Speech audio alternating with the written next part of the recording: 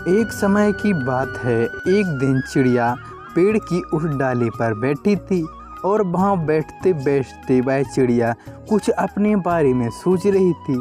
वह चिड़िया कहती है कि मेरी उम्र ढलती जा रही है और मैंने अभी तक कुछ नहीं कर पाया है।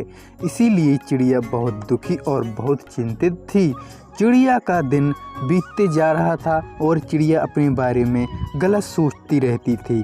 फिर एक दिन वह चिड़िया एक अच्छे से महल में आ जाती है और उस महल में आने के बाद उस चिड़िया को ऐसा लगता है कि मैं इस जन्नत में आ गई हूँ।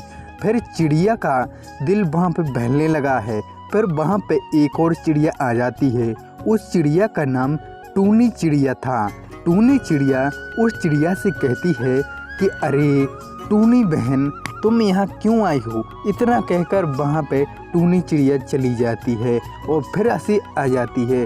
टूनी चिड़िया से कहती वह चिड़िया कि अब मैं जा रही हूँ, क्या तुम जा रही हो? ये क्या हो रहा है?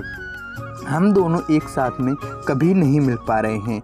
इतना कहकर उस घर में कोई नहीं बचता है। अचानक वो घर सुनसान रह जाता है। फिर इतना कहकर वहाँ पे टुनटुनी नाम की चिड़िया आ जाती है। फिर से वह टूनी चिड़िया आ जाती है। ऐसा ही उन दोनों के बीच में चलता रहता है। फिर टूनी चिड़िया कहती है, अरे बहन, ये सब क्या चल रहा है कि हम आ जाते हैं तो आप भाग जाती हो, ऐसे कैसे चलेगा? फिर अचानक वह चिड़िया कहती है, अरे ये तो गलत बात है। या तो इस घर में कोई भूत प्रेत है या हम दोनों के बीच कुछ चक्कर है। इसी वजह से हम दोनों नहीं मिल पा रहे हैं। ये सब सोचकर टूनी चिड़िया वहाँ से उड़ते उड़ते दूसरी जगह चली जाती है और देखते हैं आगे क्या होने वाला है। फिर टूनी चिड़िया एक और दूसरे महल में देखती है कि वहाँ पे एक कौवा बैठा था। कौवा भैया कहता है, अरे यहाँ तो कोई नहीं है, मैं इस घर में अकेले बसर कर सकता हूँ।